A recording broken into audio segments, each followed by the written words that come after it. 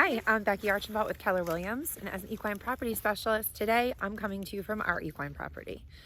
As a little girl, my dream was always to bring our horses home, and I finally got to do that. Well, I've been running barns and had our horses home at our house now for 8 years, but there's a couple things I notice when I'm talking to clients and after people have bought equine homes and just people that I talk to that I think people should consider before purchasing an equine property or bringing their horses home. And there's about 4 or 5 things that I wanted to chat about with you today.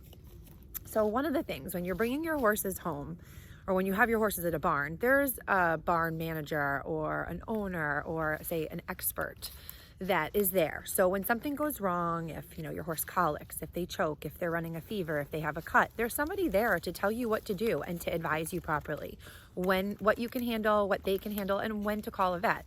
When you bring your horses home, you are now that person. A lot of people bring their older horses home so that they don't, they can retire them and they can live out, which is kind of what our guys are. There's, my 29-year-old Pirate who just was moseying over, but he's over there now. And then we have a little pony over here. That's Honey. And so older horses have other problems. Pirate has choked on us really bad. And my other horse, Steel, he's choked a couple times. And these are things to consider. When you bring your horses home, you need to just think about what can you handle? What do you feel comfortable with? Do you know when to call a vet? Do you have somebody that you can just pick up the phone and be like, hey, what do you think about this? So just make sure you have somebody or you feel comfortable yourself before bringing those horses back to your property and having a situation happen. Because we all know how accident prone our horses are. No. And that's my 3-year-old. One of the other things I think you should consider is one of the things we all say is we all love horses more than people. But let's be honest, we love horse people for the most part. We love going to the barn and riding with other people and going on trail rides with other people and just hanging out. I can't tell you how many times I've gone to the barn and just ended up brushing my horse because I was chatting with people. I mean, I chat with everybody and everyone knows that, but I can't tell you how many times that's happened. And I'm sure you can say the same thing. When you bring your horses home, you lose that social aspect. You don't have, other people there. It's just you and your horses, unless you decide to bring in a boarder. But then again, it's, like I said, a very limited amount, depending on how many horses. Most people that I'm talking about are the people that are looking to bring 2 or 3 horses home of their own to their own property. So another thing to consider besides the social aspect is the fact that I love our property. We have our horses come and go as they please. They all have run-in sheds. And whether you have run-in sheds or you end up with a small barn on your property, if there's a hurricane, if there's a blizzard, you cannot stay cozy up in your house. You have to trek out during those things and go out to the barn or go out to your sheds or get out to your horses to take care of them. So that is something, and that's probably one of the hardest things that I find is having to be out, like I said, especially in those hurricanes, if we have no power and my kids are in the house and that kind of thing. That's one of the hardest things I find. And then another thing to think about is, I have friends that in the summer they get to go camping every weekend and you see them like all of a sudden they just decide to pick up and go here.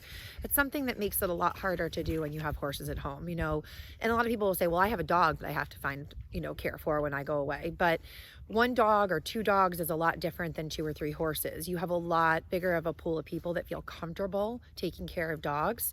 So, again, just something to consider. I'm not trying to convince anyone to not bring their horses home. Obviously, I have my horses at home, but just be prepared for a lot of these scenarios and know if you have somebody that, if you want to go away for a couple of days, that you have somebody that can come either stay at your house or they can, make sure they check in, whatever you feel comfortable with that situation. The other and last thing I would say, is your ability to ride. Depending on your property, is there trails nearby? Do you have a riding ring set up or is there a possibility of a setup? So, that's not something that everybody who brings their horses home even needs to consider because a lot of them are elderly horses, that kind of thing.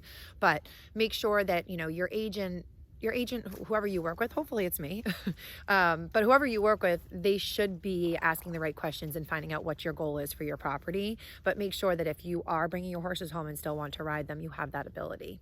So I hope this was helpful to you. I come across a lot of people that, just they don't realize the implications. It sounds great, and believe me, I had that adjustment myself when I first moved my horses home, and I don't regret it. But some people do, and it's a lot of work to move, and it's a lot more work to move and move your horses. So if you have any questions, I'd be happy to help. And there's actually a new Facebook group I just joined, and it's the Equine Caregiver Support Group, which I love. And it's kind of one of the ways I got this idea is, just another way to help people and help my clients. So please feel free to reach out if you have any questions. I hope you have a great weekend.